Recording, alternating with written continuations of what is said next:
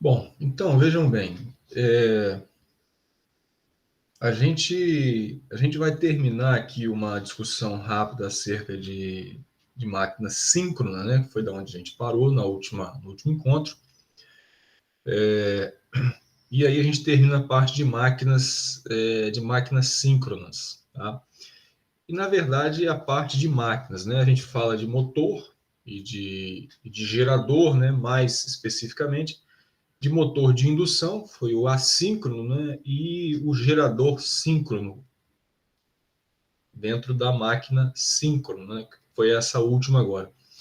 Depois eu vou comentar sobre um assunto que eu acho bem interessante, que é eficiência energética. Então, é um assunto que está muito em voga hoje em dia, né? Então, eu preparei um material, a gente não consegue falar de tudo naturalmente, mas de algumas questões a gente consegue falar. Principalmente uma ideia de valor presente, né, valor futuro, quer dizer, envolve um cálculo econômico aqui, eu acho que é bem interessante, porque é bem interdisciplinar, no sentido de que engenheiro, né, ou engenheiro de manutenção, pode aproveitar bastante essa conversa. Então, é assim que a gente vai continuar o curso, tá? A gente está se encaminhando para o final, né? Eu coloquei lá umas atividades no AVA, né? Vocês deem uma olhada lá, por favor. A gente vai fechar isso tudo na semana que vem, né? Na outra semana, né? E assim a gente vai até o final do curso, né? Eu vou então comentar um pouco sobre eficiência energética, vou falar um pouco ainda sobre algumas questões de equipamentos e coisas desse tipo, do ponto de vista de instalação elétrica industrial, tá? Então assim a gente vai até o final do nosso curso, a gente tem depois dessa aula mais uma, né? Bom, então vejam, a gente ficou de comentar aqui acerca de características de torque e de potência para a máquina síncrona, né? A gente fez uma análise aqui razoavelmente profunda acerca dos parâmetros dos circuitos equivalentes, né? Então, a gente descrevia aqui um circuito de armadura, né? Que é o que nos interessa na maioria das vezes, que é o circuito do estator da máquina, né? E aí a gente descrevia aqui a tensão de excitação, a reatância síncrona, né, e a reação a reatância síncrona e a resistência de armadura, né, que muitas vezes é negligenciada, né, não é considerado. Então, esse circuito aqui, ele é igual, né, para um motor ou para um gerador, né, é uma mesma máquina, né? A diferença, claro, é o fluxo de potência, de forma que se isso aqui for um gerador, né, a gente está transformando mecânica, por exemplo, né, em elétrica, né, e naturalmente motor, elétrica e mecânica. Do ponto de vista elétrico, essa corrente aqui ela sai no gerador, né, a gente pode considerar ela entrando no motor, tá? E mais importante ainda, a gente desenha aqui um diagrama fasorial que representa esse circuito aqui. E aí a gente colocou aqui essa tensão de terminal, né, que é a tensão, por exemplo, no caso do gerador, a tensão do barramento infinito em que ele é conectado, ou seja, do sistema interligado, né?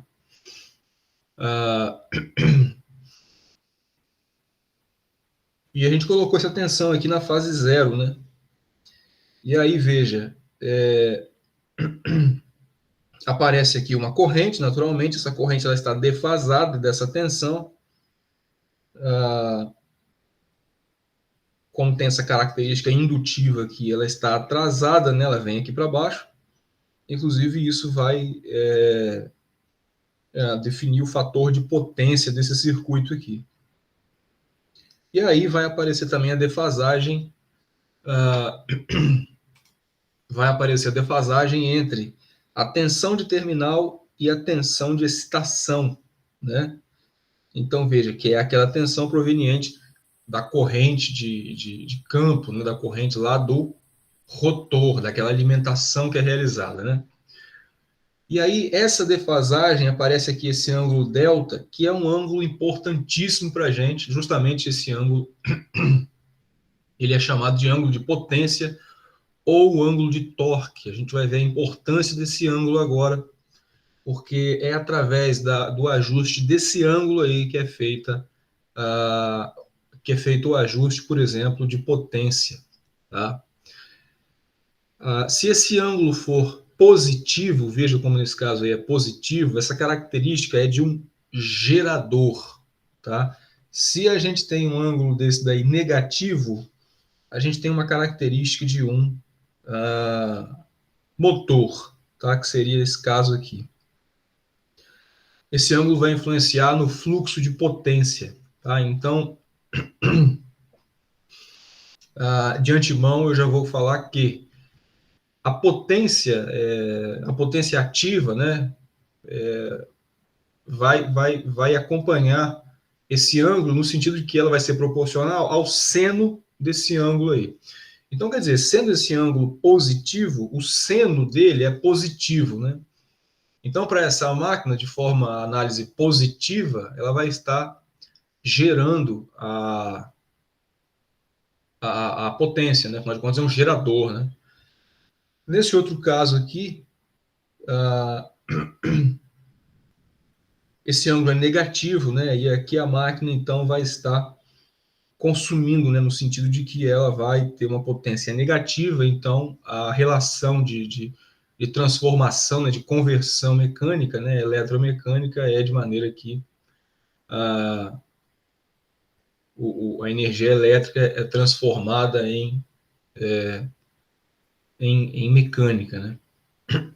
Bom, então, vamos adiante. O fato é que a gente precisou desses parâmetros aqui, né, dos parâmetros do circuito, e aí esses parâmetros eles foram obtidos através dos ensaios, né?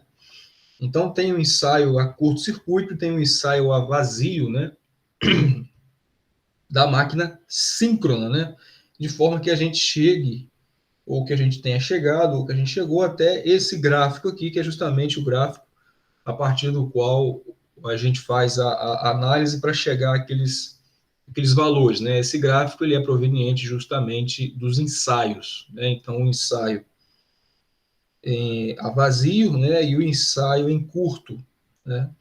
E aqui as retas obtidas a partir do gráfico já desenhado. Bom, então assim a gente descobriu aqui os nossos parâmetros, né? Foi isso que a gente fez na última aula. Por exemplo, o parâmetro de reatância síncrona, né, que é talvez o mais importante aí para a gente obter o equacionamento, né, ou a análise de potência e de torque, que é o que nos interessa nesse momento.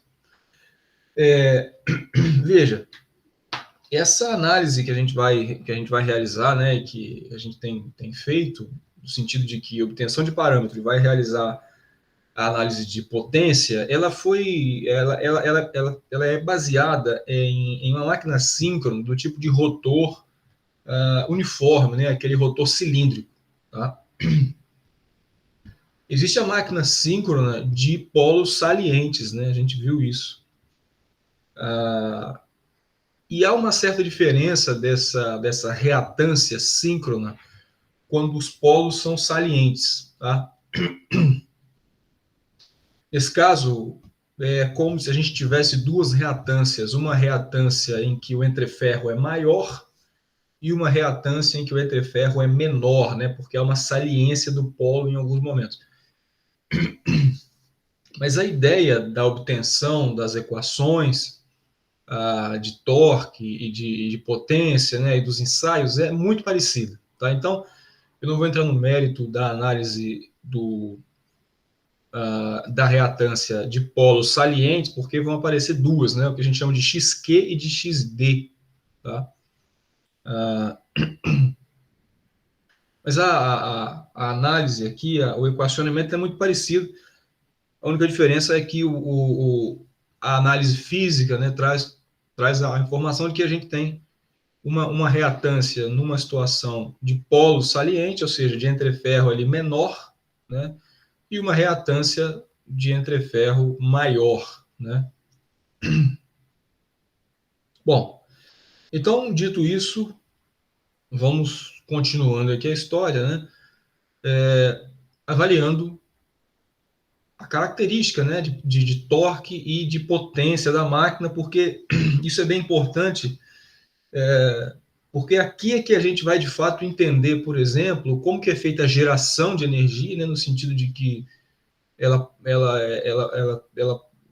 quando a gente fala de um gerador, a gente está se referindo naturalmente à energia ativa e reativa, né?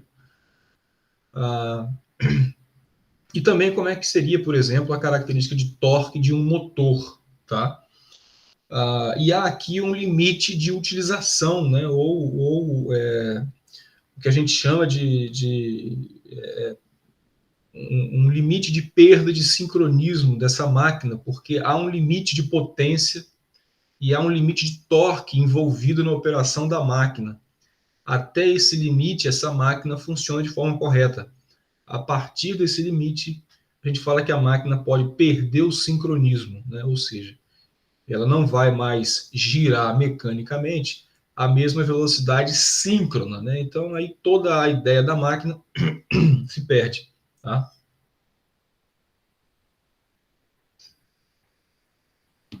Bom, então vamos lá. Lembrando aqui, né, que a máquina síncrona, então, como o mesmo slide está dizendo, geralmente, né, ela é conectada a um barramento de tensão constante, né, que é o nosso barramento infinito. Então, ela opera, né, naturalmente, a uma velocidade constante. Tá? Essa velocidade constante ela é proveniente do fato de que é preciso que a tensão induzida, né, quer dizer, a tensão gerada, seja a frequência constante. Né? Imagine que eu não posso ter a minha rede elétrica 50 Hz, 60 Hz, 70 Hz, eu preciso ter 60 Hz. Né? Inclusive, eu já comentei, né, a legislação para a variação de frequência é muito mais rígida do que para a variação de tensão. Né? Então, enquanto a concessionária ela pode fornecer ali uma tensão que pode variar de mais 5% até menos 7%, aproximadamente, a variação de frequência ela é muito rígida. Tá? Ela é muito rígida. Então, é 60 Hz e mais 0, alguma coisa no máximo, né? Mais ou menos 0, alguma coisa no máximo. Bom, então o fato é que há um limite de potência que esse gerador síncrono pode fornecer para esse barramento infinito, tá? Da mesma forma como também há um limite, então, de torque que pode ser aplicado a um motor, de forma que essa máquina, então, essas duas máquinas, né, não percam o sincronismo, tá?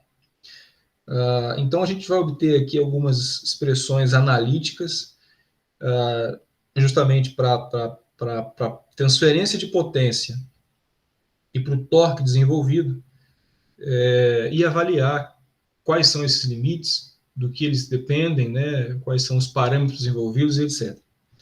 Então, vejam, a gente vai considerar, então, o nosso circuito equivalente, tá? Da mesma forma, a gente vai considerar aqui a tensão terminal com a fase zero, aqui a tensão de excitação, e aqui a impedância desse circuito, né, considerando a resistência da armadura e a reatância síncrona. Né? Bom, para eu calcular a potência envolvida nesse circuito aqui, eu posso utilizar essa expressão, né, que é a expressão da potência complexa, né, que é tensão vezes conjugado da corrente. Tá? Tensão, circuito, e o conjugado da corrente.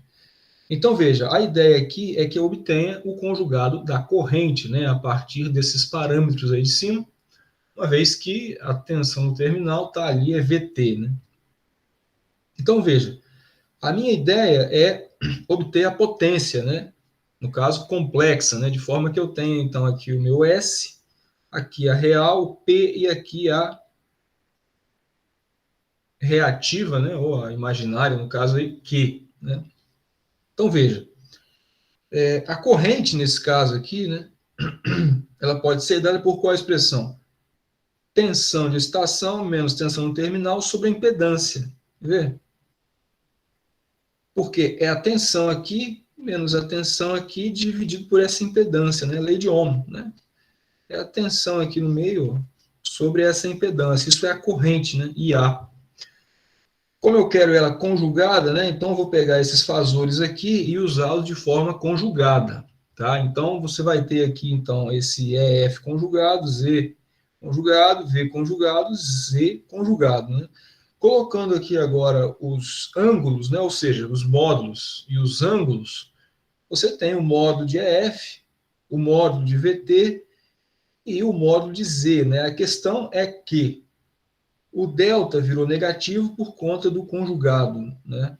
E o θ virou negativo por conta do conjugado. Lembrando que eles vieram daqui, ó, tá? Uma presunção aqui inicial de todos eles positivos, né? Bom, então aqui eu tenho o meu valor de corrente, né? Fazendo a divisão aqui, né? Colocando a mesma fase, né? Levando a fase de baixo aqui para cima. Você tem essa expressão aqui. Agora, multiplicando por VT, apareceu um VT aqui, né? E aqui vai aparecer um VT ao quadrado. Essa análise está feita por fase, né? Porque o circuito é monofásico, né? O equivalente ali ele é monofásico, tá? Então, você tem ali a expressão de S, ou seja, de potência complexa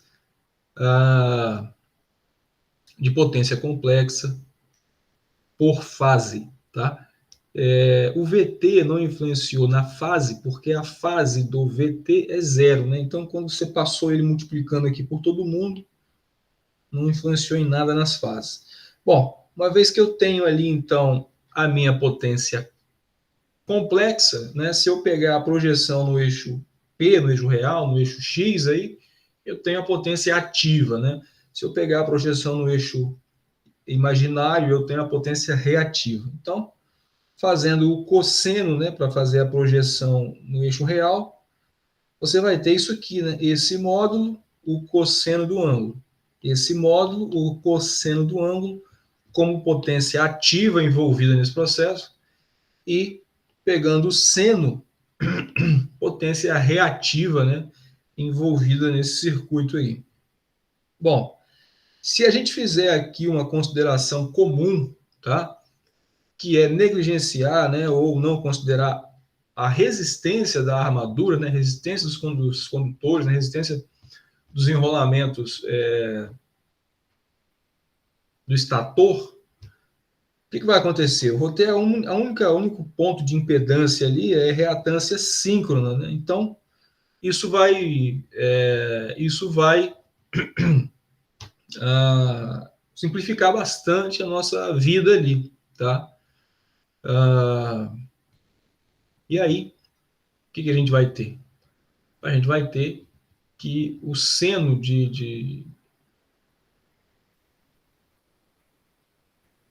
desse cara aqui, né? Esse cara aqui ele vai acabar sendo 90, né? Então o cosseno aqui vai matar ele. Então isso aqui acabou.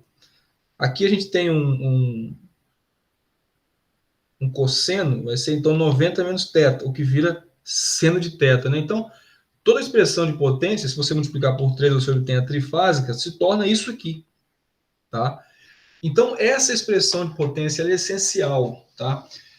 Essa expressão de potência aí, por sinal, é uma expressão de potência bem conhecida, que ela é muito parecida, né, com a expressão de potência numa linha de transmissão, tá? Ah, mas aqui, naturalmente, a gente está falando da potência na máquina síncrona, né?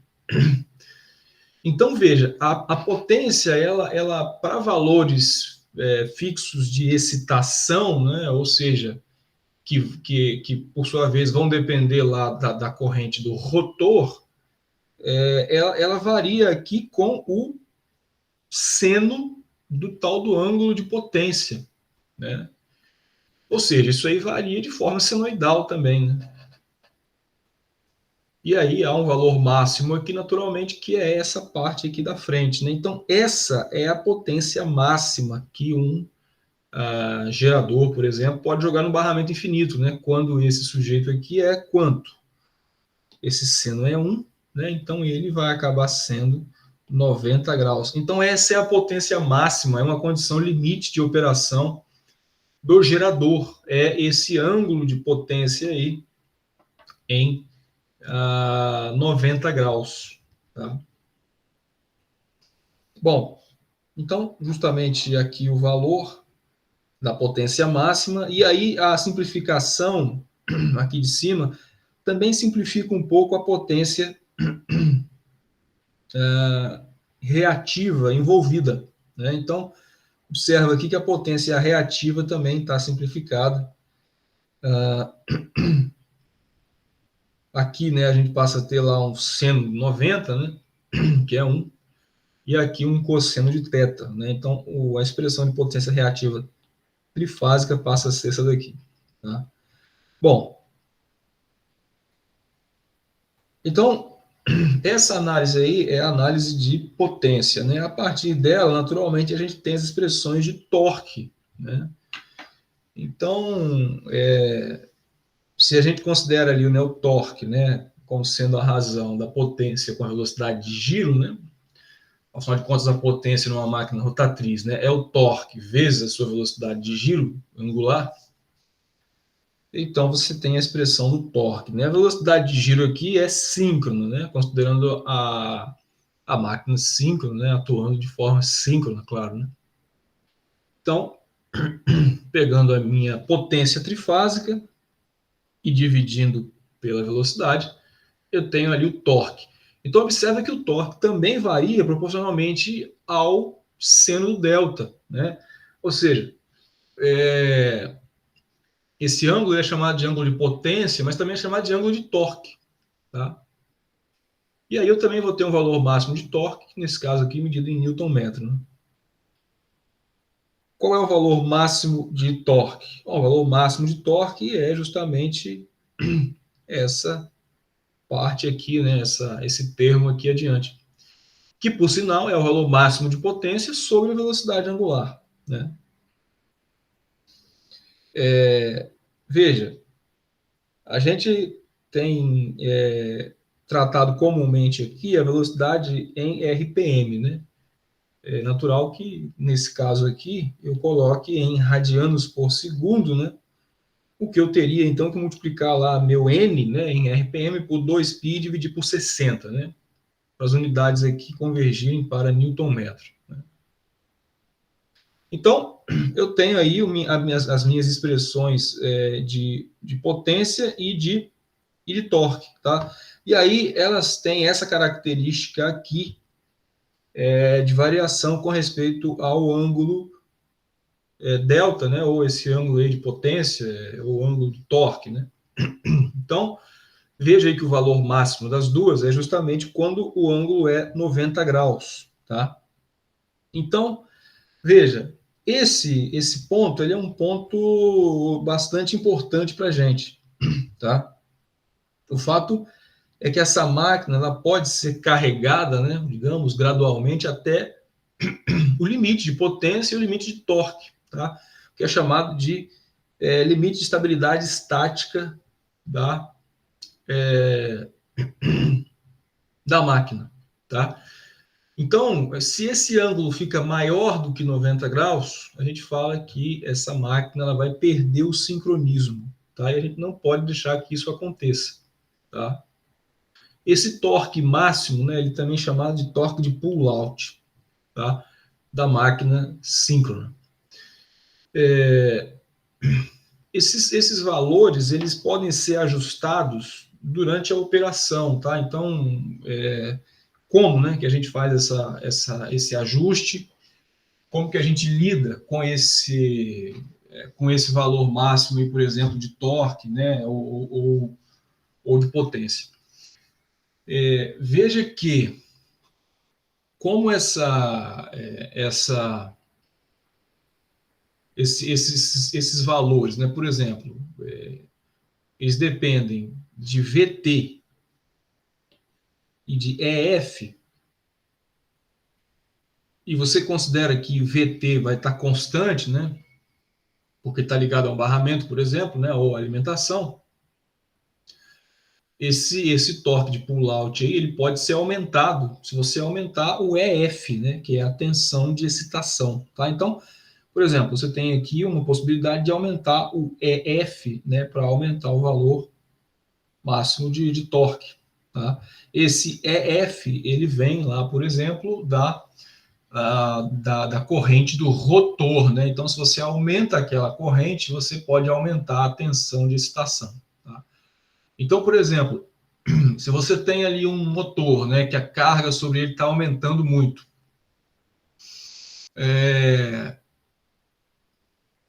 então ele está tendendo, por exemplo, ao torque de pull-out, né, quer dizer, a perda de sincronismo. Como é que você pode fazer um controle, por exemplo, para aumentar esse torque de pull-out ou fazer com que ele não perca o sincronismo, né? Você pode aumentar o torque máximo, fazendo o quê? Aumentando lá a corrente de campo, né? Tá? Aumentando a corrente de campo. Do ponto de vista análogo, né, com o gerador, você também pode fazer da mesma forma. Digamos que você tenha lá um movimento primário, né? E o movimento primário, por exemplo, digamos que ele tenha aumentado o torque, né? Você pode também aumentar a corrente lá de campo, né? A corrente do rotor, de forma que a gente aumente esse torque de pull-out e a máquina não perca o sincronismo, tá? Então, a máquina síncrona, né, ela é submetida, suscetível, né, a uma série de controles, né? Então, veja que há um controle com respeito à potência do movimento primário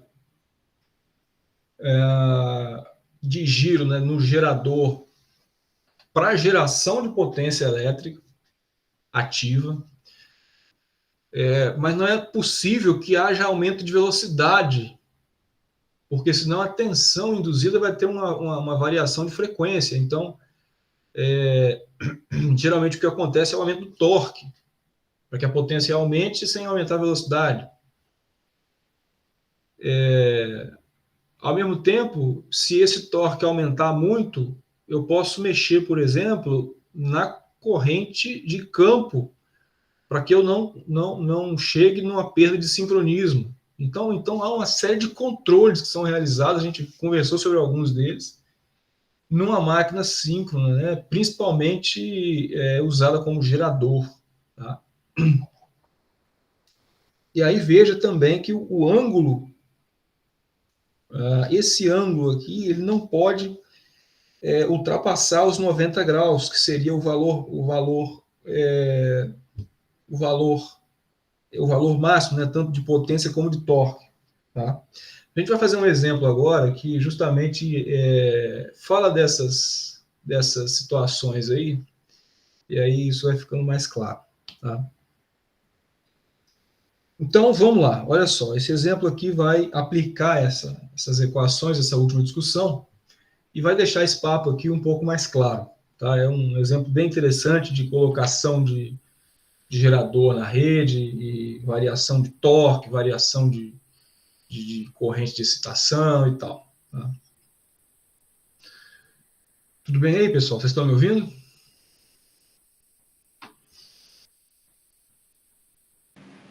Sim, professor. Beleza.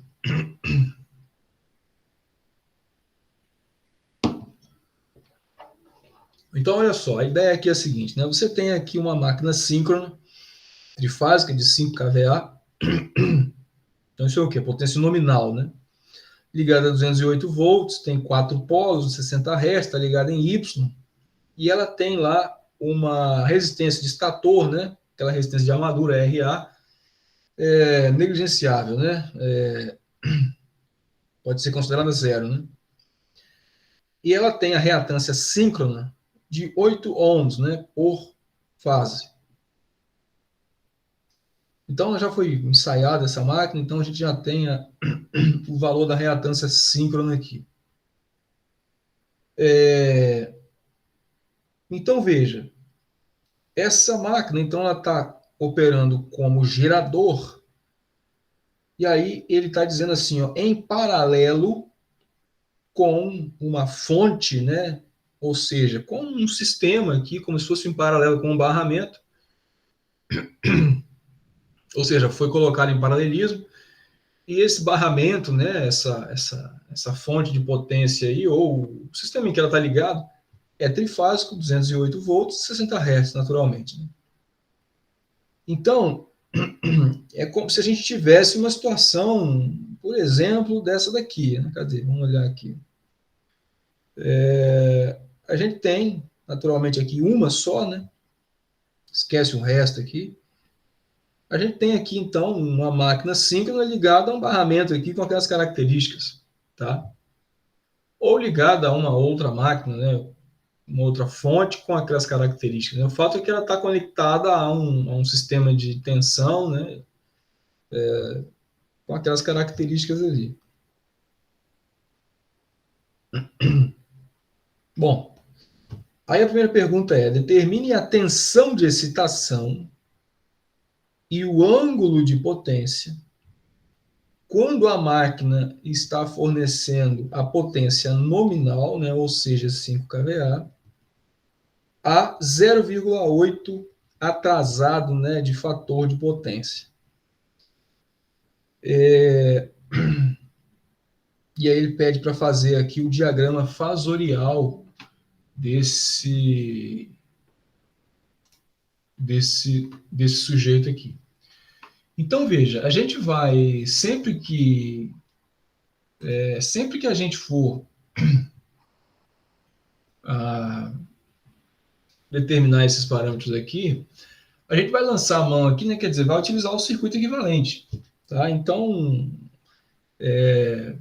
a gente vai utilizar aqui o circuito equivalente para fazer essa análise aqui. Então, veja, o nosso circuito equivalente, vou abrir um slide novo aqui, na letra A, o nosso circuito equivalente aqui, ele é de que forma? Né? Se você vier aqui atrás, ó, aquele papo nosso, vai ser justamente esse aqui. Ó. Eu vou ter algo como isso aqui. Tá? Então, isso é um gerador, né? Lembra disso. Eu tenho um ângulo aqui de potência positivo, aqui o VT, tensão de terminal, aqui o EF, tensão de excitação, a corrente, né? As componentes da corrente. E nesse caso especificamente, esse cara vai sumir, né? Porque ele pede para a gente não considerá-lo. Tá? Então, como é que vai ficar isso aí? Vai ficar mais ou menos assim, ó. Você vai ter então aqui uma tensão. Você vai ter aqui então uma tensão de excitação. Você vai ter aqui uma indutância, né? A reatância síncrona. Não tem a resistência porque ela foi negligenciada. E aqui eu vou ter o VT, né? Que é a tensão de terminal, que é aquela tensão que eu conheço, porque a máquina vai para o sistema e lá esse VT ele tem que ter o valor do sistema, né? Então, 208 lá no caso do exercício, né? Aqui é o EF, né? Que é aquela tensão de excitação, e aqui é o XS, né? Ou seja, é o 8 ohms, né? J8, né? Porque é reativo, né? E aqui a corrente que passa, né? Que é a corrente de armadura IA. Tá? Então, o que ele quer saber? Ele quer saber isso aqui. Tá? Ele quer saber isso aí. Nada mais.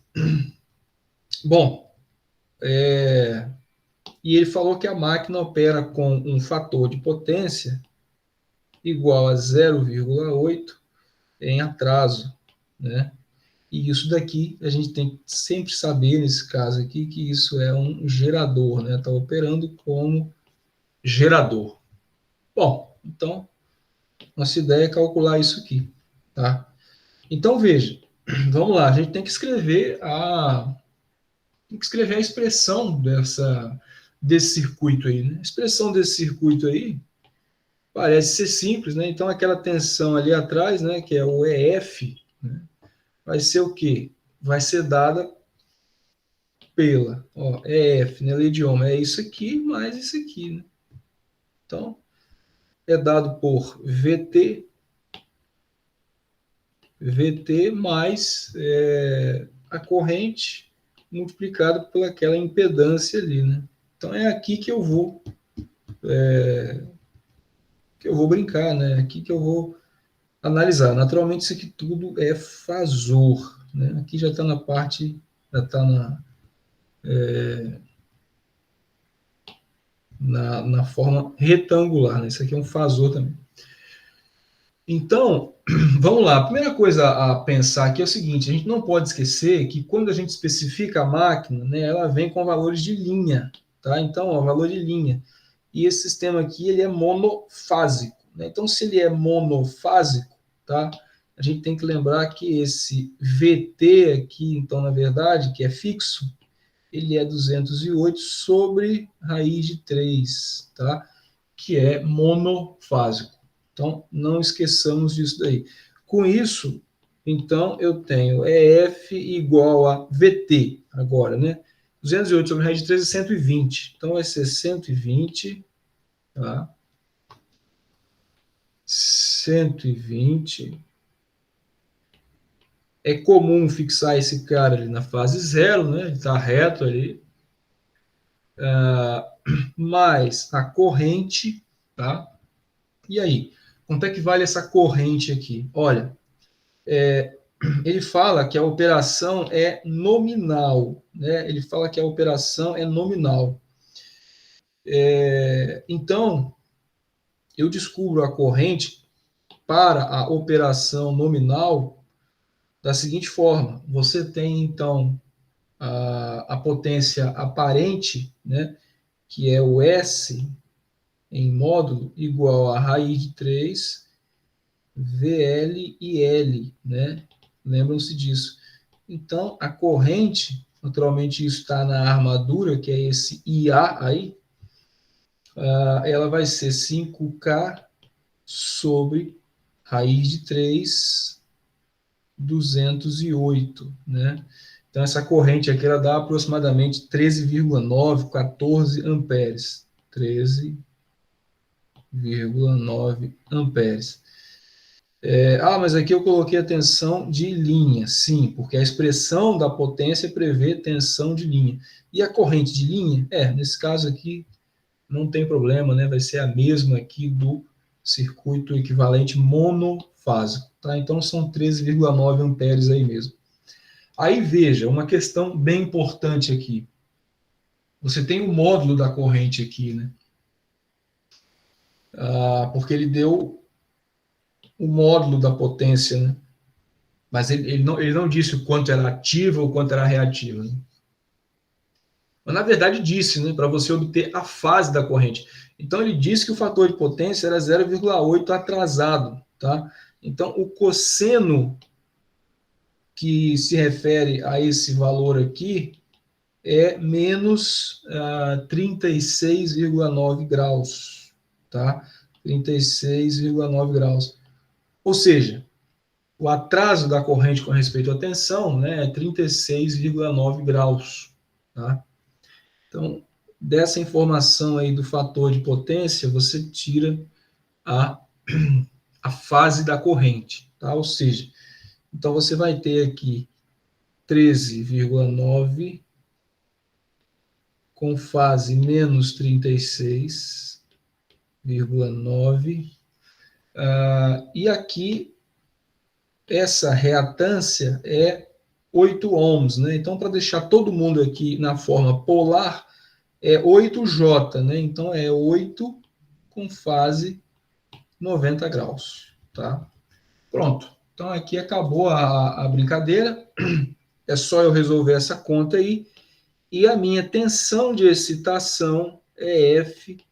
Fazendo essa conta aqui, vai dar 206 vezes 7 206,9 com fase 25,5 graus volts, né? Isso está por fase, né? Isso aqui está por fase. Está aí o meu valor de tensão de excitação.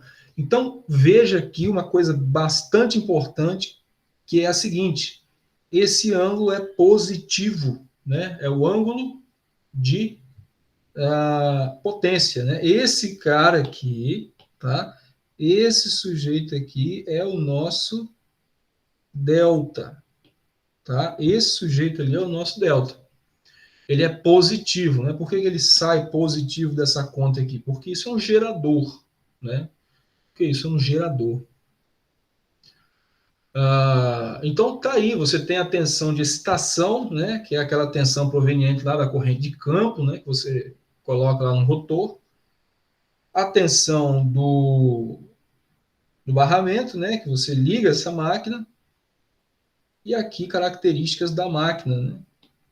A reatância síncrona dela, né? Bom, então aí tenho o meu valor, né, de tensão de excitação. Acho que é isso que ele pede, né, naquela condição. Determine a tensão de excitação. Aí o diagrama fasorial que ele pede é esse aqui, ó. Então, ó, vamos lá. VT aqui, tudo monofásico, né? VT no zero, EF 25,5 graus acima, né, e maior, tá? Corrente 37 graus abaixo de VT, que está no zero, porque é menos 37, né? E aqui o fechamento da tensão ali. Ah, professor, não tem aquela outra parte para baixo aqui? Não tem, porque ela é da resistência, né? Então, não tem, né? A resistência aqui é zero. Então, está aqui o diagrama fasorial deste caso da letra B, tá? Está aí o diagrama fasorial desse caso da letra B, da letra A, né? Da letra A. Bom, vamos adiante, né?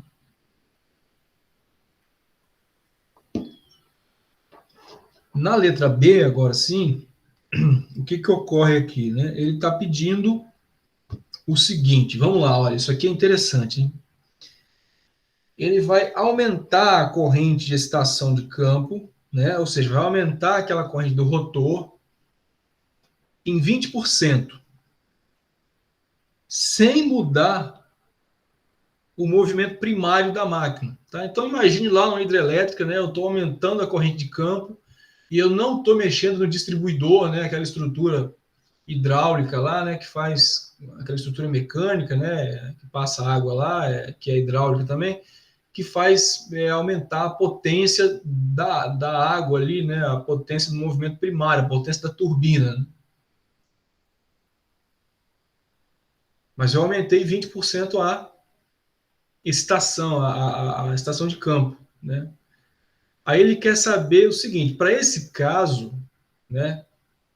Então essa máquina, ela vai gerar o que para a gente? Qual é a potência ativa? Qual é a potência reativa, né? Ou seja, fator de potência? Qual vai ser agora a corrente lá na armadura que essa máquina gera, nesse caso aqui, tá? Então, essa questão aí é uma questão bastante interessante, bastante importante, que é dessa forma aqui que a potência reativa é controlada na usina, né? Então você aumenta a estação de campo, né? É assim que você ajusta a potência reativa. Então, se você precisa aumentar a reativa, você vai justamente fazer isso daqui da letra B, tá? Então, vamos lá, né? Vamos abrir um slide e conversar aqui sobre a letra B. Sobre a letra B. Bom, então, veja só.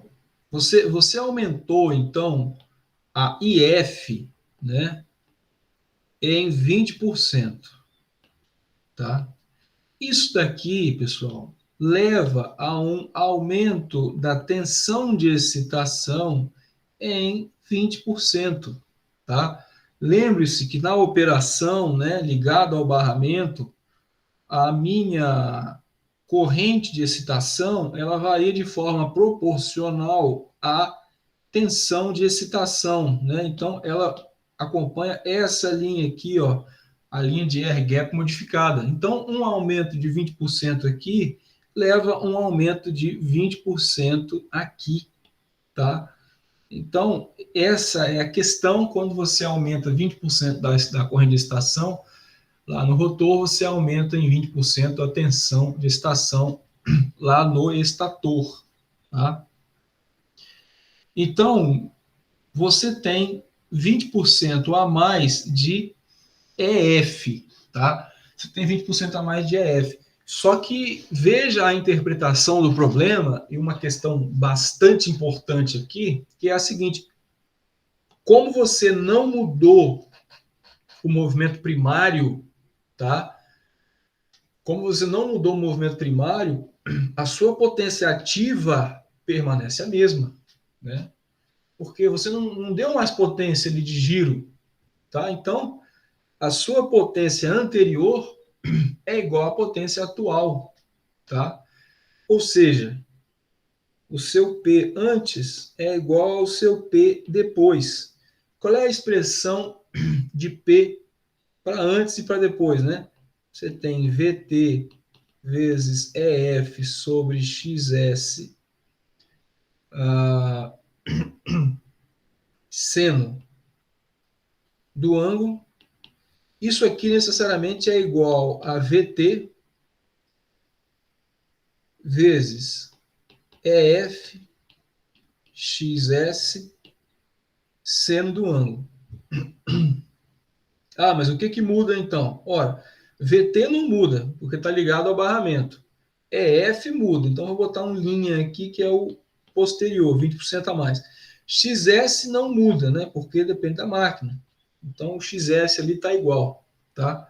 O que vai mudar aqui para a gente quando eu aumento a excitação? Vai mudar o ângulo, tá? Então o ângulo também muda.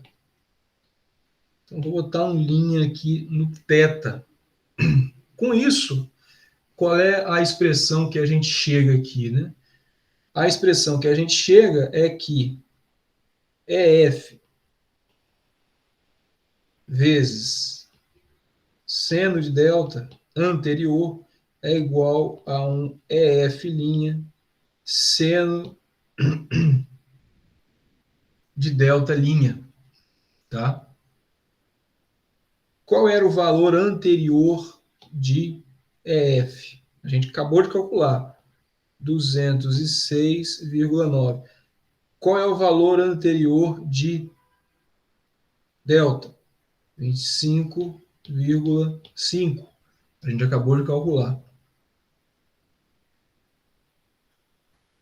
Então, eu posso fazer o que aqui? Calcular o meu novo delta, tá? Então, seno de delta linha, né, que é o novo aqui, ele vai ser o quê? Vai ser o EF passado sobre o novo EF vezes o seno antigo aqui de delta, né? Ou seja, isso daqui vai dar o quê? Vai dar esse termo aqui dá 1 sobre 1,2, né? Porque o de baixo é 20% maior, e isso daqui é seno de 25,5 graus. Então, o novo valor aqui faz com que eu tenha um delta linha igual a 21,1 graus. Então, vamos lá, que aqui é uma informação bastante importante, hein? Veja só, hein?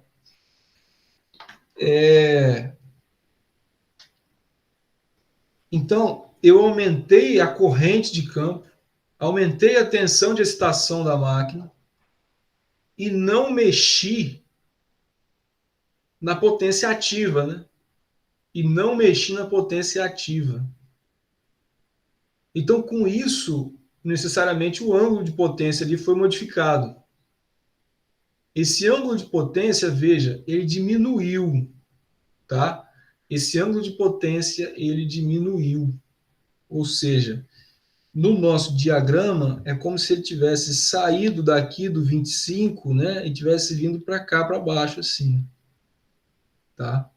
Para cá, para baixo. A diminuição desse ângulo aqui vai indicar duas coisas. Ou a diminuição da potência ativa, ou o aumento da potência reativa, das duas, uma. Como não, quer dizer, das duas, uma, sim, essas coisas estão relacionadas, né? Como não houve variação da potência ativa, garanto que houve aumento da potência reativa, tá? E esse exercício serve justamente para isso, para a gente ver o aumento da potência reativa na máquina, porque da geração, nesse caso, porque é um gerador, né, da potência reativa, porque é assim que eu controlo a potência reativa, né, eu justamente mexo lá no rotor, né, no campo, né, na corrente de campo. Então, vamos ver agora como que está a característica aqui de fator de potência reativa e tal, quando você aumenta em 20% a corrente de campo. Tá? Bom, a análise aqui é bem análoga. Né? Então, por exemplo, você vai ter aqui que aquela corrente ela vai ser dada por qual expressão? A mesma coisa, né? EF menos VT sobre o JXS. O que acontece? O EF, 20% a mais, então você tem aqui 206,9 vezes 1,2, tá? Isso daqui dá 248,3 aproximadamente. Então, o EF é 248,28. Qual é a fase do EF? É o delta, tá? Ou seja, 21 graus. VT, bom, VT não muda, né? Tá ligado lá ao barramento, fase 0. E esse cara aqui, que é o JXS aqui, é 8, né, da máquina, de forma fasorial, 90 graus. Então, aqui, fazendo esse cálculo, a corrente na armadura IA, veja, dá 17,86 com uma fase de menos 51,5 graus. Então, a gente já viu aí uma variação claríssima do fator de potência, consequentemente, uma variação clara do reativo, uma vez que o ativo, então, não mudou, né? Porque o movimento mecânico ali primário não mudou. Essa foi a especificação da situação, tá? Então, por exemplo, qual é aqui o fator de potência dessa máquina aí, nesse caso agora? O fator de potência aqui vai ser o quê? O cosseno desse ângulo aí, né? 51,5, que dá 0,62, né? Como é negativo, ele ainda está em atraso, naturalmente. Então, veja, você tinha anteriormente um fator de potência 0,8. Agora você tem um fator de potência 0,62. A quantidade de reativo envolvida aqui aumentou bastante, né? Como isso é um gerador, né? Ele está aumentando a geração de reativo. Essa é a interpretação, tá? Então, essa é a análise aqui realizada. Se você quiser saber a quantidade de reativo aqui gerado, tem algumas formas, né? Talvez a mais comum delas aqui é a expressão, né? É a expressão de potência reativa, tá? A expressão de potência reativa trifásica, né, vai ser Q trifásico, que é qual? Vamos olhar aqui. Aquela expressão que a gente obteve aqui anteriormente, que é para torque. Cadê? Aqui, ó. Essa expressão aí, né? Tem tudo isso aí. Né? Tem tudo isso aí. Então vamos escrever essa expressão aqui. Ela vai ser, então, 3 módulo de VT vezes módulo de EF sobre módulo de XS cosseno do ângulo de potência, né? Menos 3 módulo de VT ao quadrado sobre XS em módulo. Tenho tudo isso, tá? Então, fazendo essa conta aqui, sabendo que isso daqui é 120, sabendo que isso daqui de baixo é 8, sabendo que o novo ângulo é 21, e sabendo que esse EF agora é 200 e quanto? 48,28. Eu chego aqui na potência reativa gerada de aproximadamente, eu tenho essa conta aqui feita, 5 kVAR. Então veja, 5,03 kVAR. Então veja, a potência em VAR é bem alta aqui, né? Então observa aí que agora eu tenho uma geração maior de reativo, tá? Então a aplicação prática disso aqui é essa. Você está lá na usina, o reativo é necessário, então esse controle, naturalmente, ele também é feito através da carga, né? A demanda de ativo versus demanda de reativo. Observa que tudo está interligado, né? O sistema ele é todo interligado, você não pode gerar energia para estocar de forma assim geral, né? Não há uma imensa bateria nesse sistema. É claro que podem haver baterias pontuais ali ao longo da distribuição ao longo das cargas, etc., mas isso é uma outra história, né? Então, o sistema de geração ele é muito interligado e muito necessário que haja uma série de controles vinculados a esse sistema, né?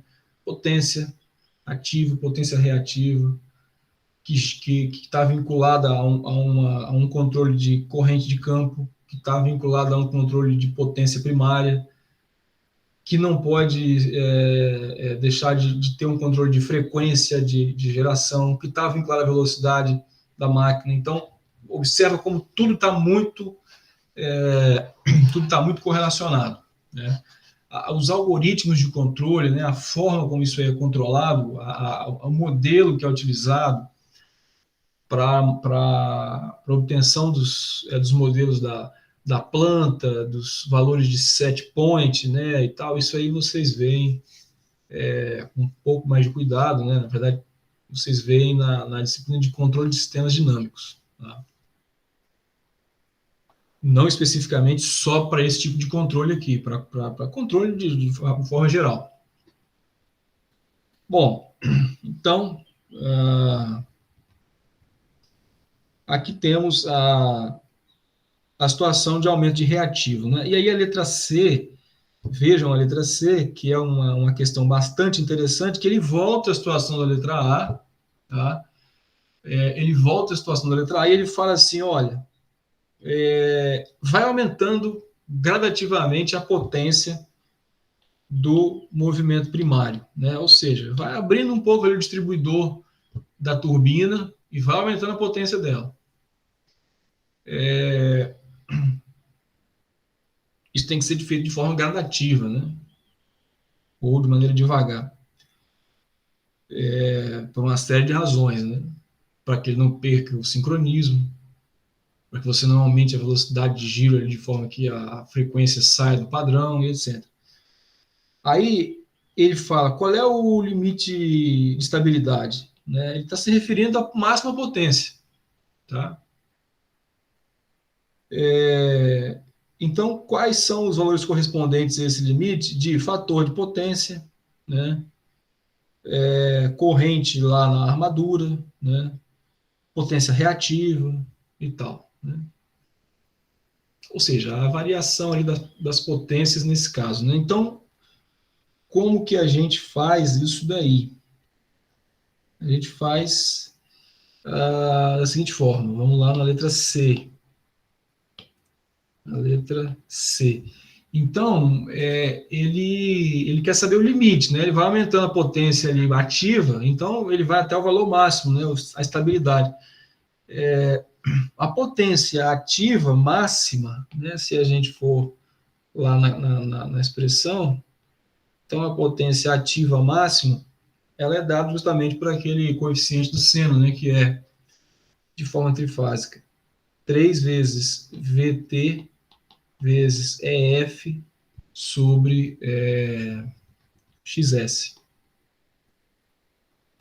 Qual é esse valor máximo aqui para a condição da letra A? O VT é 120 graus, o EF, então, para aquela condição em que a gente calculou foram 207, né, ou 209, 206,9. E aqui a reatância é 8. Né? Então, a máxima potência aqui que esse cara pode colocar nesse sistema é esse resultado aqui que dá 9,2 quilowatts. 9,2 quilowatts. Aí, para esse caso, você pode calcular a corrente, né? Você pode calcular a corrente. Agora, então, o que a gente teria que fazer aqui, né? O cálculo da corrente aqui vai ser o quê? A mesma expressão que a gente já utilizou, né? Vamos lá, EF menos VT, isso tudo fasorial, né? Aqui em módulo, em cima aqui em módulo. Aqui tudo fasorial. Sobre o JXS aqui, né? Então, aqui, o que eu vou ter? Vou botar o VT, que é 120 com fase 0, 8 com fase 90 graus. E aqui tem uma situação que a gente tem que analisar com muito cuidado, tá? Com muito cuidado. Deixa eu botar esse sinal de menos para cá. Que é a seguinte, qual é o valor do EF? Em módulo eu sei que ele é 206,9. Agora a fase desse cara aqui muda. Muito cuidado com isso, porque a fase dele muda. Por que a fase dele muda? Justamente porque eu não mexi lá na corrente de campo, mas eu mexi na potência primária.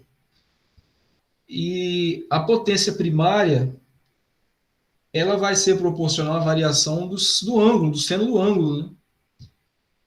Então, veja, para valores constantes, né, disso aqui, esse sujeito aqui tem que aumentar, né? Para a potência aumentar. E ele aumenta até qual valor para o seu valor máximo? 90 graus. Tá? Então, o delta, naquele caso de potência máxima, a gente tem que colocar lá necessariamente 90 graus. E o delta é justamente a fase do EF. Então, aqui, ó, muito cuidado com isso, 90 graus. Isso significa o quê? Valor máximo de potência. Então, para o limite de estabilidade, tanto de torque como de potência, necessariamente delta 90 graus. Tá? É o maior valor possível esse delta chegar até 90 graus. Aí, fazendo essa conta, aí você tem lá o que ele está te pedindo, que é a corrente. Por que a corrente é importante? Porque com ela eu acho o fator de potência. Aí eu vejo o quê? Potência ativa gerada. Né? Então, isso é crucial para a gente. E a reativa também. Né? Então, fazendo essa conta aí, dá 29,9 com fase 30. aproximadamente 30,1 graus aqui, amperes. Então, olha só que coisa que a gente obteve aqui. Qual é, então, o fator de potência aqui nesse caso? O ângulo, veja só, o ângulo de carga, né? Não o de potência, o ângulo de carga, o ângulo do fator de potência, né? O φ aqui, né? Não o delta. Ele ficou positivo, né? Ficou positivo, né? Não o delta sempre foi, né? Esse cara aqui ficou positivo. Então, qual é aqui o fator de potência desse cara aqui? O fator de potência desse cara, tá? É cosseno desse ângulo, né? 30,1 graus, que dá 0,865. E ele está em leading, né? Ele está adiantado, né? Ele está adiantado.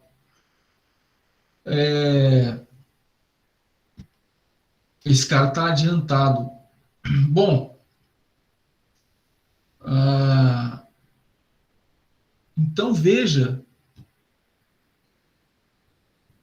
que nesse caso aqui, ele está gerando 9,32 quilowatts, 9,2 quilowatts, né, ou seja, de potência ativa, que é o maior valor possível que esse cara gera, né? Lembrando que isso é um gerador, né? Por isso que a análise aqui leva ao fato de que você tem ali 0,86 adiantado, né?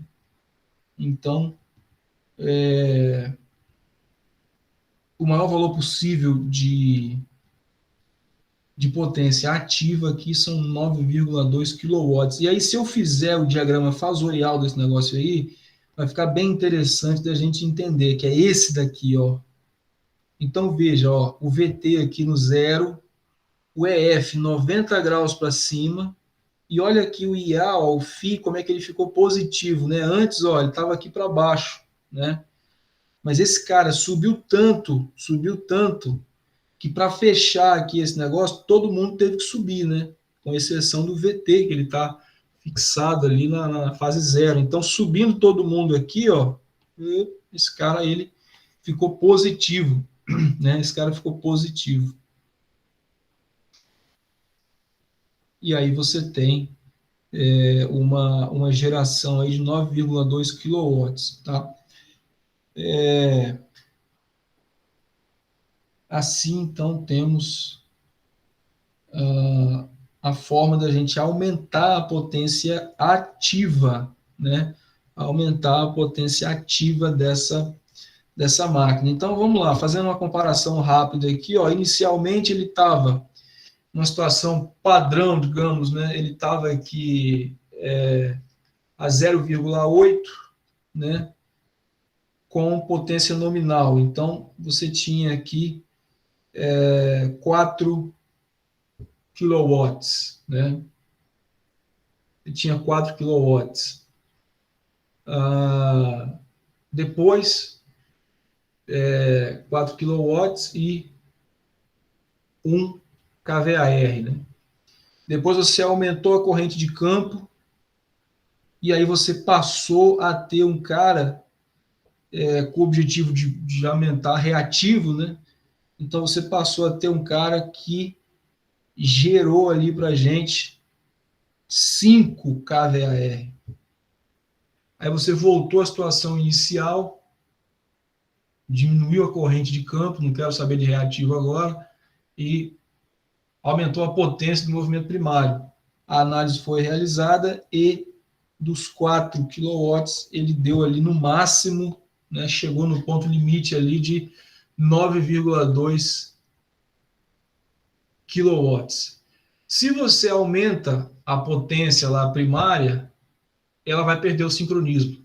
Então ela não vai mais funcionar. Mas tem como mexer lá na corrente de campo para aumentar? Maior potência? Tem, mas você teria que mexer aqui, ó, mexendo na corrente de campo, né? Então, com o valor mais alto da corrente de campo, você vai ter um,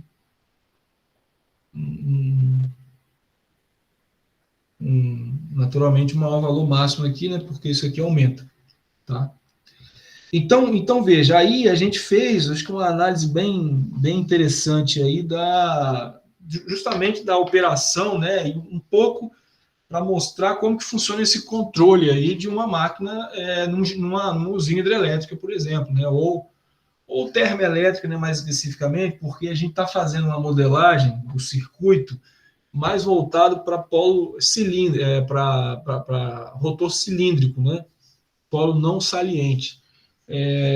A hidrelétrica ela utiliza geralmente não, né, utiliza polo saliente. E aí o circuito equivalente ele sofre uma pequena modificação no sentido de que há duas reatâncias e não mais uma só. Mas a partir daí para frente é bem análoga à discussão, tá? Há um ajuste nessas expressões, mas a ideia é muito parecida, mesma ideia. Tá? Pessoal, então aqui a gente fecha a parte de máquinas, tá? Falando de motor de máquina e de indução, máquina assíncrona e máquina síncrona, tá? Então eu acho que a gente conseguiu aí ter até um nível de profundidade razoável dentro do que a gente se propõe, né? Para os nossos estudos de máquinas elétricas, além da parte de transformador, que também foi bem tratada. E antes disso, a gente fez ali um estudo sobre sistemas trifásicos, né? Uma contextualização dos próprios circuitos de alimentação, né? Como é que funciona, né? E aí, como é que estamos aí?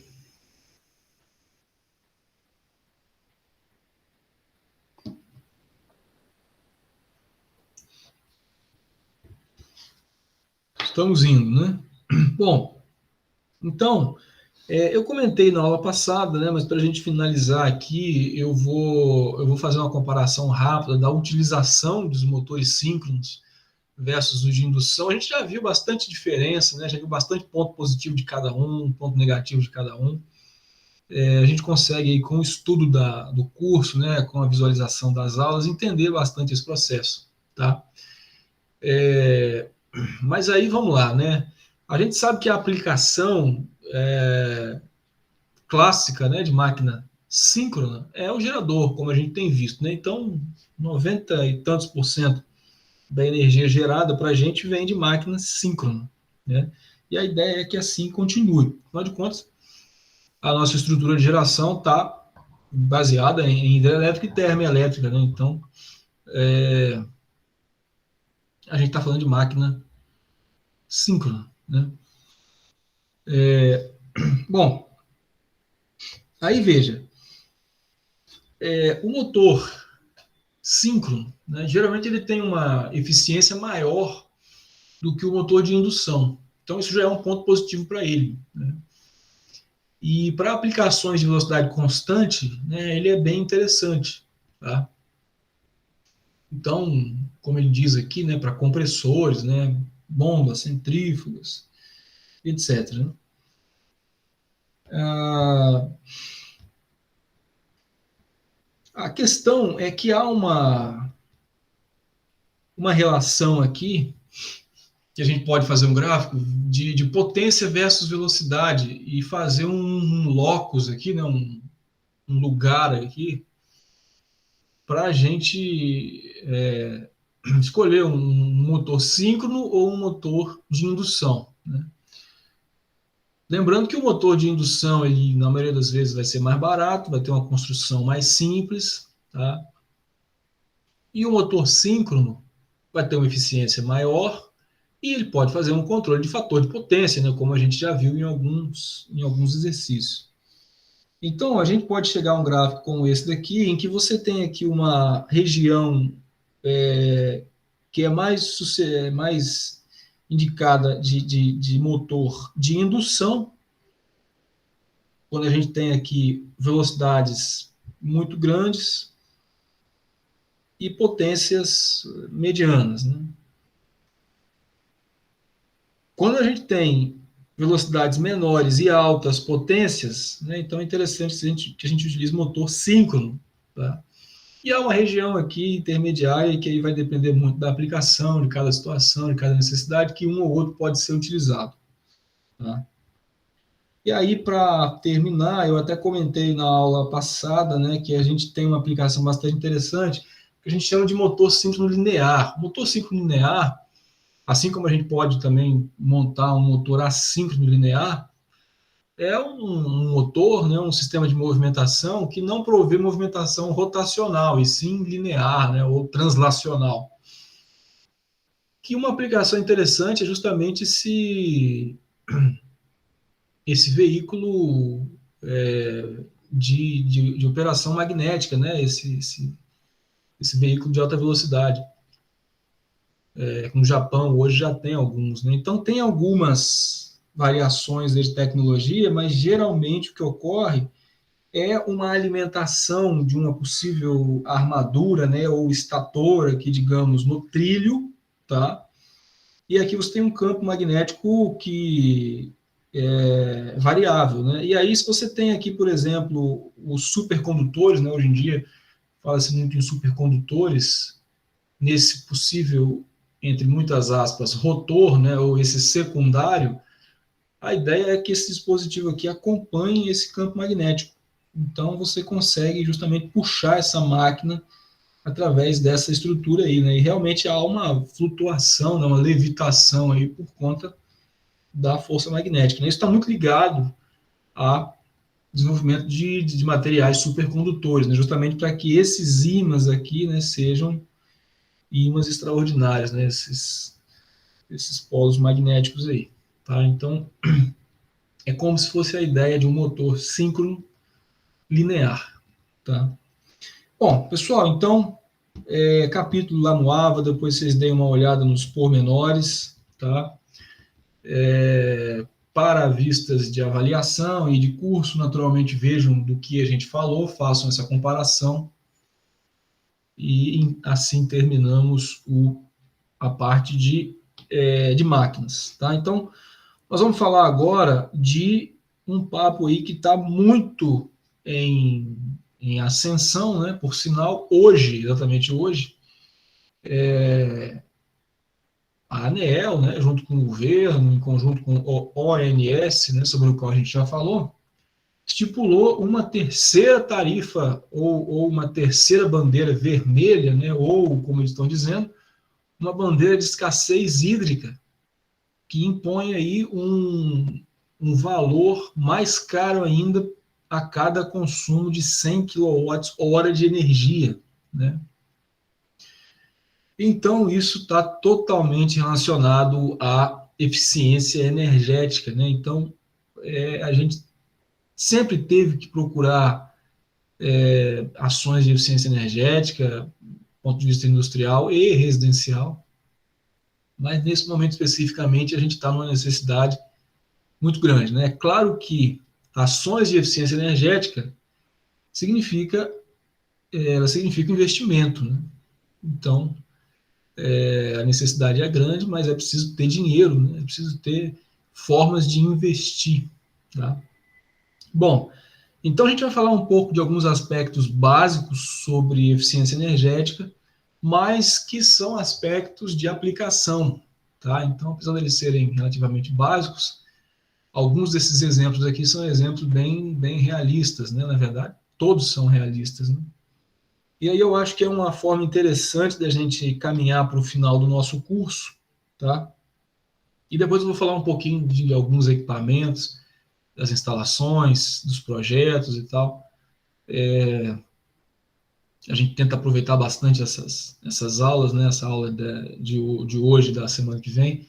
A gente tem feito aulas relativamente longas, mas a gente tem falado bastante coisa nessas aulas, né? Então, vamos lá falar um pouco de eficiência energética, vamos aproveitar o nosso tempo, né? A gente tem aqui um objetivo maior de falar do ponto de vista industrial, né? A ideia é que a gente se concentre aqui bastante nas aplicações industriais, né? Mas algumas dessas ações aqui, principalmente de iluminação, elas também podem ser aplicadas a situações residenciais, né? Bom,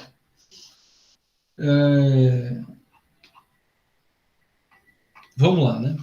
Vamos respirar aí e vamos começar a falar disso.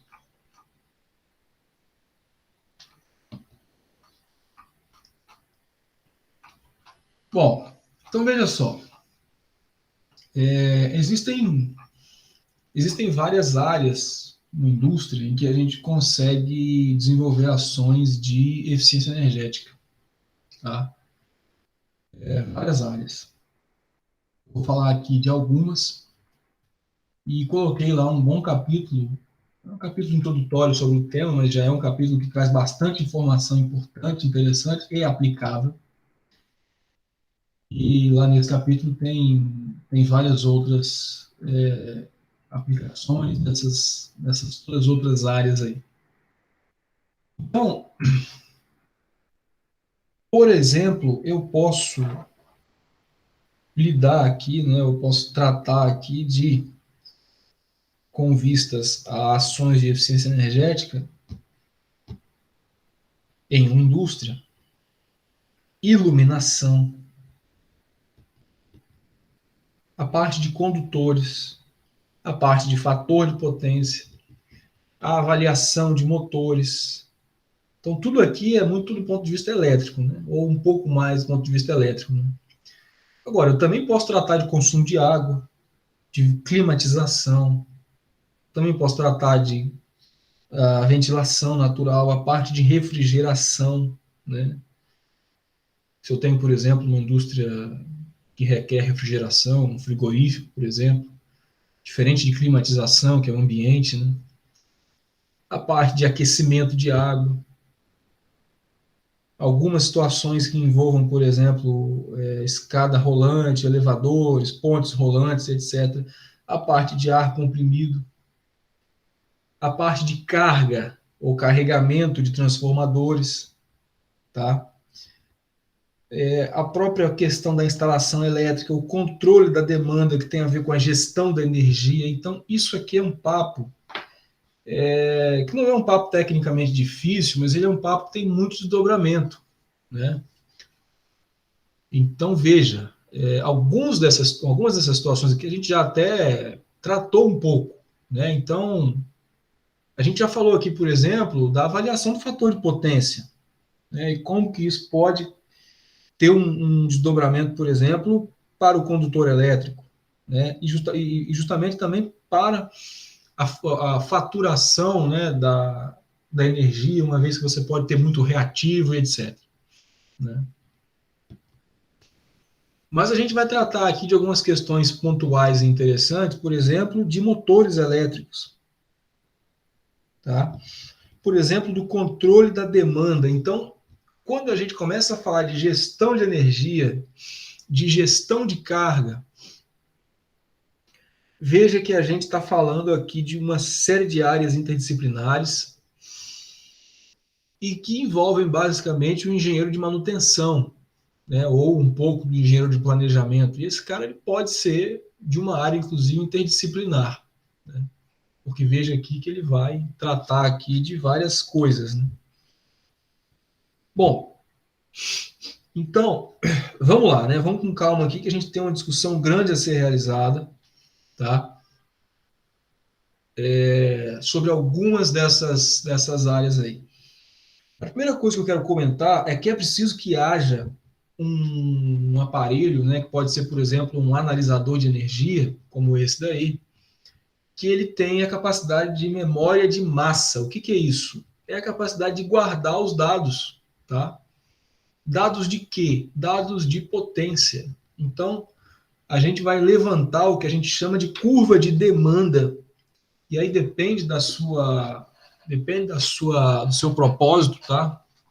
Você pode levantar a curva de demanda numa carga específica, num CCM, num quadro, na entrada, da sua instalação. Então, quer dizer, depende do que você vai avaliar. Geralmente a avaliação é bem criteriosa, né? Quando se faz, por exemplo, uma consultoria ou uma, um levantamento de carga, né? Então, a gente mede ali basicamente tensão e corrente, né? E leva isso para um dispositivo que carrega essas informações, né? Que grava isso para que a gente posteriormente avalie esses dados. E aí a gente obtém, de maneira geral, gráficos como esse daqui. Isso aqui, então, é o que a gente chama de curva de carga, tá? Então, a gente tem aqui um tempo, tá? Aqui nesse eixo, e a gente tem aqui o que a gente chama de demanda nesse eixo, tá? A gente pode ter isso em kilowatts, pode ter isso em kVAR, né? Quer dizer, isso pode ser ativo, isso pode ser reativo. E aí eu posso fazer, claro, essa medição dia a dia, posso fazer essa medição de acordo com o ciclo da carga, né? Porque, veja, quando a gente começa a falar de gestão de carga e gestão energética, a gente tem muito detalhe, né? O primeiro deles é o seguinte: será que essa carga ela opera em qual ciclo? Né? Será que é um ciclo diário? Será que é um ciclo semanal? É uma questão a ser avaliada. Né? Eu posso avaliar, por exemplo, um valor diário, ou posso avaliar uma média semanal, ou posso avaliar uma média mensal, ou até uma média anual. Então, tudo isso aí tem que ser tratado, né? Quando você tem esses dados, você pode fazer essas avaliações, né? E pode lançar a mão de uma série de fatores, né? De uma série de fatores, tá? Então, veja, as curvas de carga aqui mostram as demandas, né? Naturalmente, a demanda aqui no domingo, né, e no sábado é muito baixa, né? Então, veja aqui, né? E observa que ela tem uma característica aqui de iluminação, né?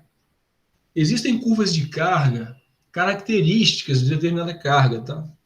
Por exemplo, de forma bem generalista, tem uma curva de carga característica do sistema residencial, que ela sobe muito no que a gente chama de horário de ponta, tá? Que é definido pela concessionária em determinada região, mas, por exemplo, geralmente é de 5 às 9, né? Ou de 5 e meia até às 9 da noite. A carga industrial ela tem uma característica parecida com essa daí, né? Que ela vem aqui, à noite ela é bem baixinha, cresce no dia e depois à noite, né, cresce de novo. A característica de iluminação, inclusive a de iluminação pública, é parecida com essa de baixo aqui, ó. Porque é à noite que ela está alta, né? Aí amanheceu, o que aconteceu? Ó? Caiu, né? Desligou automaticamente. Anoiteceu, ó, ligou de novo, tá? Essa iluminação aqui quer dizer, essa carga aqui de sábado e de domingo é muito provavelmente, né, proveniente de iluminação, né, porque tem lá os relés fotoelétricos, né, o ligamento automático dela, escureceu, ligou, amanheceu, desligou, né? Então é daqui que eu parto, né, eu tenho todos esses dados aqui e posso fazer as minhas análises. Observa que esse gráfico está sendo mostrado aqui de 15 em 15 minutos, tá? Esse número ele é importante porque esse é o tempo em que a concessionária faz o que a gente chama de integralização da nossa carga, da nossa demanda. A cada 15 minutos ela faz uma média da demanda, né, para verificar o valor da sua demanda, com vistas ao quê? Faturação, né? Seja de energia ou especificamente de demanda, né? Daqui a pouco a gente vai ver o que é faturamento, né, ou faturação ali por demanda, tá? Num papo que a gente vai ter sobre modalidade tarifária. Tá? Bom, então, algumas questões aqui que podem aparecer. Tá? Digamos que você vai lá e faça essa análise, num exemplo qualquer aí, e você viu que a demanda máxima mensal, né, quer dizer, a máxima registrada durante o período lá de medição foi de 990 quilowatts, tá? E que o consumo de energia ativa, né, foi de quase 90 mil quilowatts hora. Energia é multiplicada pelo tempo, a potência pelo tempo. Então, sempre que a gente tiver quilowatt hora, a gente vai tratar em energia, né? Veja que isso não está no sistema internacional, né, mas é uma unidade aí comumente utilizada. Então, digamos que você fez essa medição durante uma semana, né? Você foi lá num ano qualquer, mediu do dia 12 do 11 até o dia 19 do 11. Começou meio-dia e 15 e acabou meio-dia. Então, você mediu aquilo ali por 168 horas, praticamente, né? Ou 167,75 horas. Então, por exemplo, o consumo médio desse negócio aí, né? Foi, nesse período aí, 89.050 quilowatts, dividido por 167,75 horas, né? Ou melhor, quilowatts hora dividido por hora. Ou seja, você teve um consumo médio de 530,84 quilowatts, né? E aí, como isso tudo está em hora, né? Você tem aqui esse valor vezes 24 para chegar no dia e esse valor vezes 30 para chegar no mês. Então, você teve ali um consumo médio de 382,204 kWh por mês. Ou seja, você meio que fez uma projeção, apesar da medição ser semanal, né? Porque o seu ciclo de carga ele se repete em algum momento, né? Então, a projeção mensal naturalmente é interessante porque o faturamento é mensal, né? Então, de forma média ali, gastou os 382.204 kWh por mês de energia. Tá?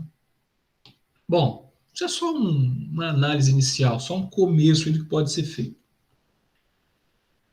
E aqui entra um papo importantíssimo, né, que é o cálculo econômico. Então, você tem que sair do cálculo de energia, o cálculo energético, né, ou o cálculo de potência, e levar isso para o cálculo econômico, porque a ação de eficiência energética, ela naturalmente está com vistas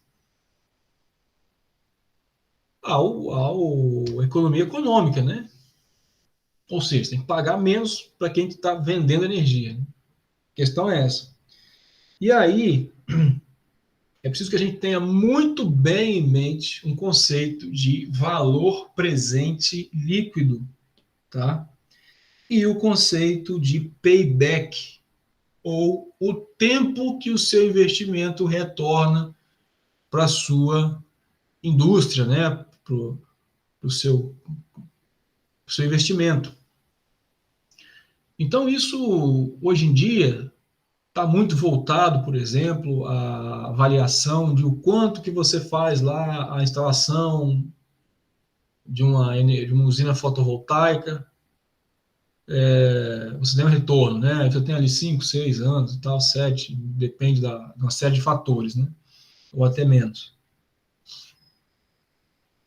Então, de forma simples, né? Se a gente investiu 10 mil reais e a gente recebe ou deixa de gastar 1.000 reais a cada ano, isso significa que o nosso payback é 10 anos? Sim ou não? E aí, pessoal? Vamos interagir aí nesse papo, que esse papo é um papo generalista, né? E aí? É ou não é? Investi 10 mil reais. Tá? Ainda não estou interessado em saber qual é a minha ação de eficiência energética. Pode ser iluminação, pode ser em motores, pode ser em condutores, pode ser inclusive na usina de geração. Né? Investi 10 mil reais. Se todo ano, 10 anos adiante, eu deixar de gastar 1.000 reais, o meu payback é 10 anos? É ou não é? E por quê? E aí? Vamos conversar aí, gente. Acorda aí. Saímos de um assunto profundo, né? Tecnicamente profundo, né? Para análise ali da máquina e tal, e fomos para um assunto bem aplicável e, de certa forma, generalista. Então, seria a partir de 10 anos, é uma hipótese, né? Mas tem um detalhe crucial aí nessa jogada. É preciso que você faça o ajuste do valor presente versus valor futuro. O que é isso?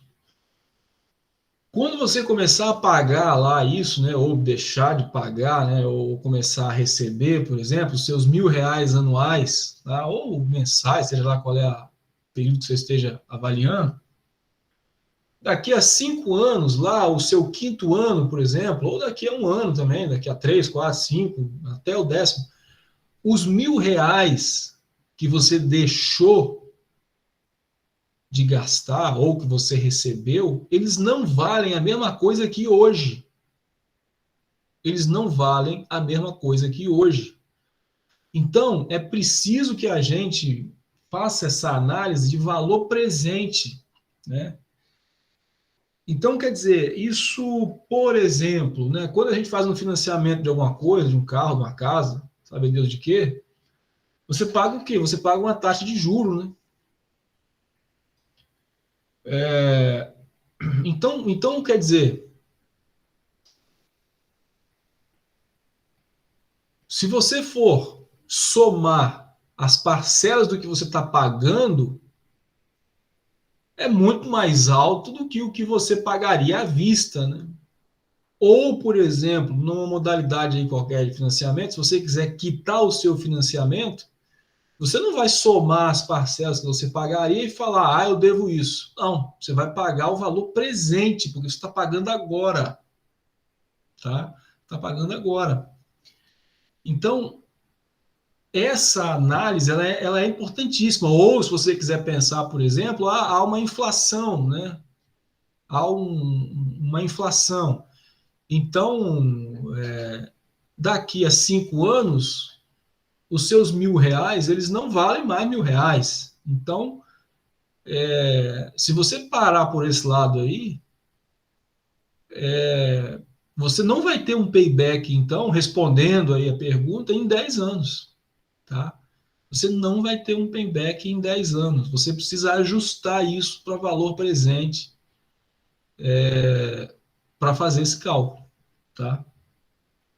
Então é isso que a gente vai ver agora em qualquer análise de eficiência energética, qualquer que seja a ação que você utilize, é preciso que isso aí envolva, é preciso que você envolva essa análise. Em qualquer área que você faça a sua avaliação, é preciso que essa análise entre na sua conta aí, tá? Então veja,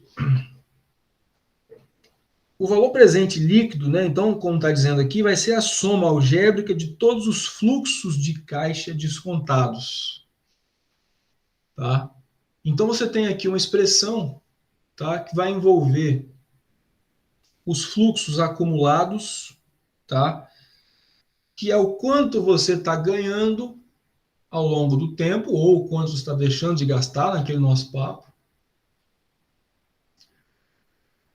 Envolve o FC, que é o fluxo descontado.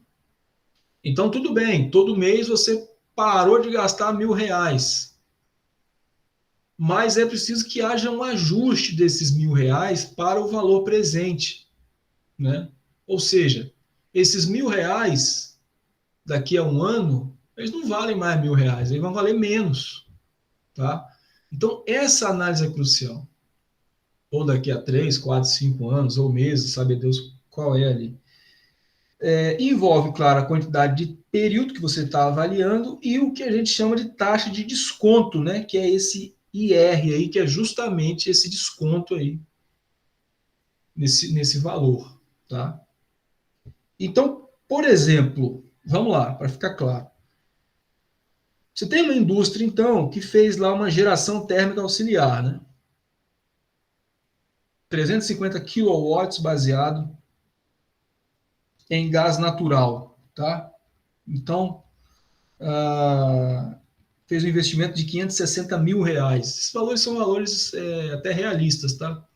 Esses dados eles são em torno de 2017, 2018. Em 2020 a gente teve uma ruptura aí de vários indicadores econômicos, né? Mas a gente pode se basear um pouco nisso aí. Então, ele vai ter uma despesa anual de operação e de manutenção de R$ 10 mil dessa usina, tá?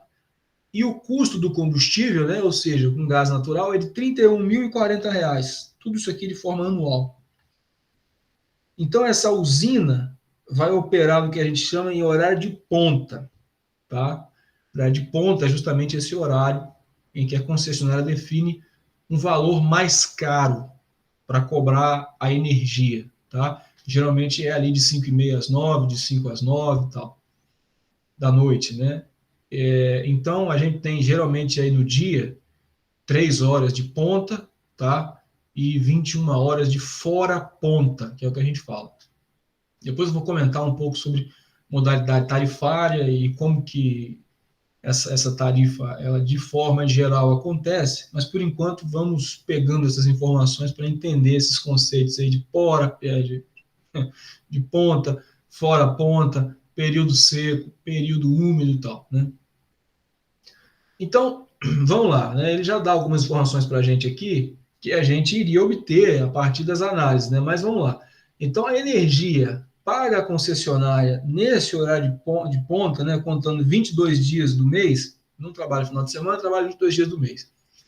Ao longo de um ano é R$ 209.160, tá? Então, ele paga, né? Sem a geração dele aqui, ele paga R$ 209.160 por ano para a concessionária.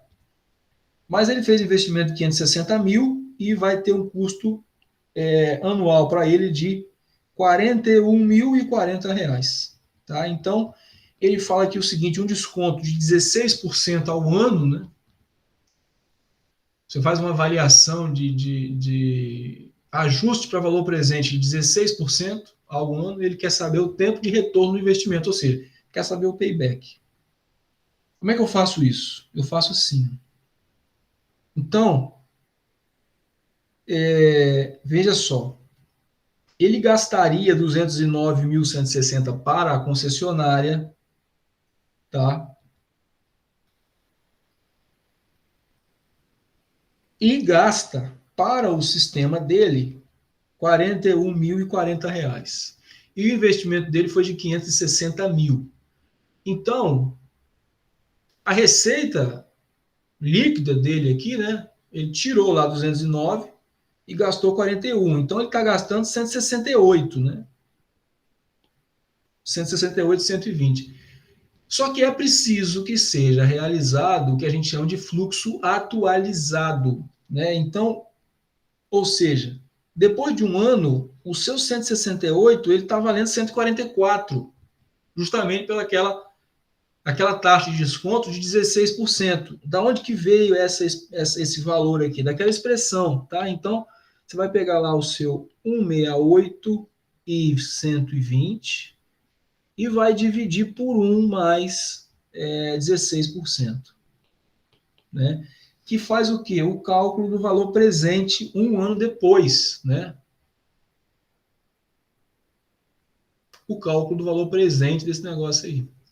Então, na verdade, ao final do primeiro ano, você economizou R$ 144 mil. No outro ano, tudo bem, você deixou de gastar isso, gastou isso, então você também teve uma receita ali de 168. Só que no final do segundo ano, né, ou seja, aqui eu levei a 1. Você tem que pegar esse cara e levar a 2 aqui para o segundo. Aí você já tem um fluxo atualizado de 124 mil. Aí os seus fluxos acumulados, você vai somando, né? 144, depois 124, você já recuperou 269, né? Então, veja só, você não recuperou 2 vezes 168. Você recuperou só isso aqui, porque é um desconto, né? Há um desconto, então muito cuidado com isso.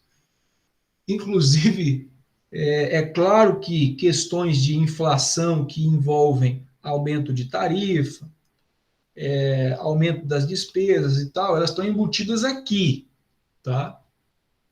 Elas estão embutidas aqui. Mas muito cuidado com isso, porque às vezes alguém vai te vender lá, tá muito hoje em dia, é muito comum hoje em dia lá, as pessoas até que não são da área estão fazendo comercialização de energia solar, né, ou de usina de energia solar, e essa análise tem que ser realizada, né? Pode ser ali que o seu payback esteja sendo calculado de forma incorreta, né? Não sou contra a pessoa que não seja da área fazer a comercialização do sistema, desde que haja alguém minimamente entendido do assunto para que a conexão das coisas seja realizada, né? Inclusive para que o serviço seja prestado, né? Ser da área significa estudar alguma coisa a respeito, né? Claro que há diferentes níveis de, é, de conhecimento acerca do assunto, né? Então, veja, aqui eu continuo o meu papo. Ó. Terceiro, os 168 viraram 107. Quarto, os 168 viraram 92. Quinto, os 168 viraram 80. E lá no sexto ano, os 168 viraram 69. E aí a soma foi feita de maneira que lá no sexto ano você chegou a 620 mil. No quinto, 550 mil. Então aqui chegou no seu retorno. Então chegamos aí a partir do sexto ano no payback. Então, o meu payback desse sistema foi de 6 anos. Tá? Eu posso fazer um gráfico, por exemplo, desse daqui, em que eu vou avaliando o tempo de retorno do investimento, né? E aí eu fui fazendo, olha, o primeiro aqui, né? Qual é o valor desse gráfico aqui? Eu investi 560 e ganhei 144. Então, estou aqui com o meu valor, né? Aí fui somando, até chegar aqui, que é a linha do 560, né? Entre o quinto e o sexto ano. Na verdade, depois que terminou o quinto, né?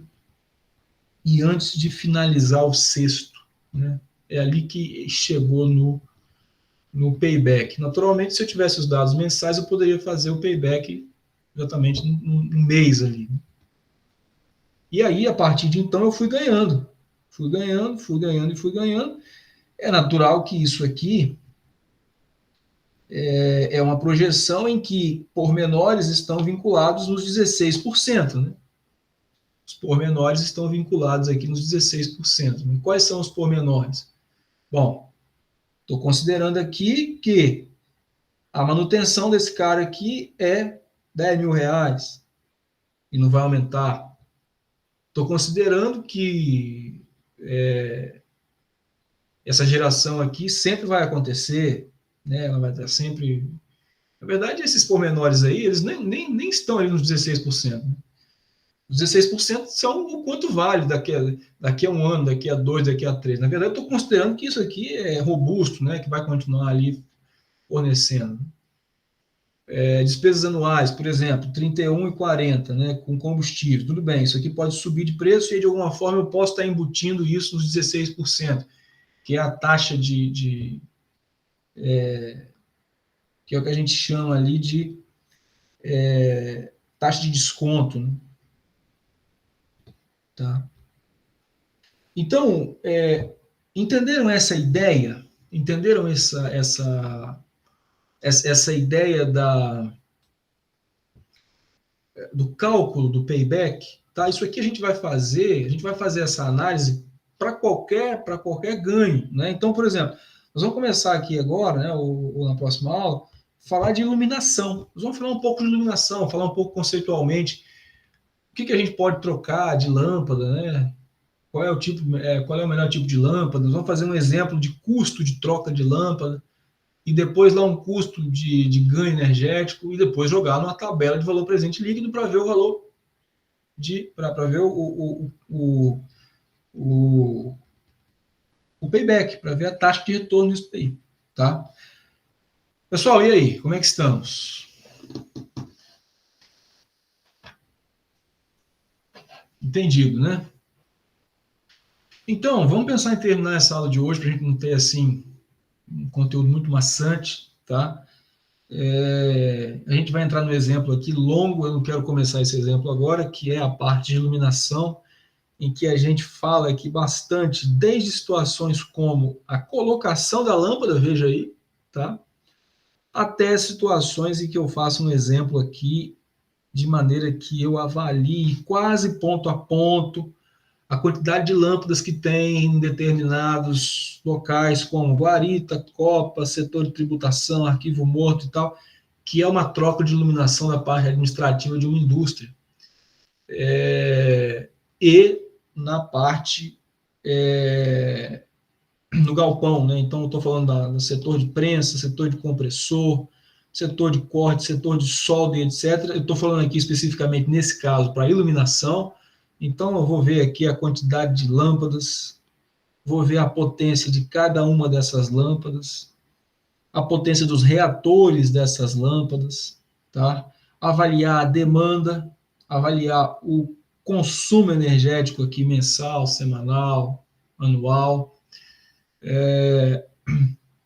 Vou avaliar aqui uma série de coisas e propor troca de algumas lâmpadas, tá? Não só de algumas lâmpadas, também alguma atualização nas luminárias, tá? Por exemplo, o refletor, né? Essas são questões importantíssimas. Até a parte de limpeza por conta do refletor, né? Para que de fato ele reflita a luminosidade. Então, nós vamos discutir um pouco isso, tá? E isso vai chegar aqui um exemplo bem grande, então não quero começar esse exemplo agora, e a gente vai ver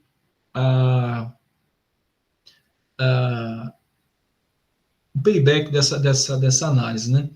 A gente vai falar também de motores, tá? Quais são, por exemplo, algumas possibilidades de troca de motor com vistas à diminuição do consumo de energia e, consequentemente, monetário. A gente vai falar um pouco também de demanda contratada, isso é importante, tem a ver com tarifação, porque você paga por ela como consumidor industrial, tá? E algumas outras questões aqui, alguns outros pormenores, tá? Então, eu proponho que a gente pense em terminar a aula agora e que a gente continue esse papo aqui na semana que vem.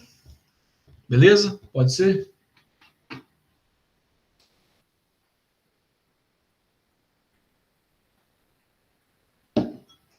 Então tá certo, pessoal. Vou subir essa aula lá o quanto antes. Dê uma olhada no AVA. Temos lá conteúdos e atividades para a gente caminhar para o final do semestre, tá?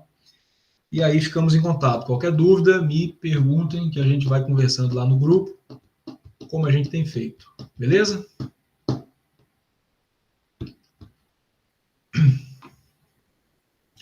Falou, gente. Obrigado aí pela companhia e até a semana.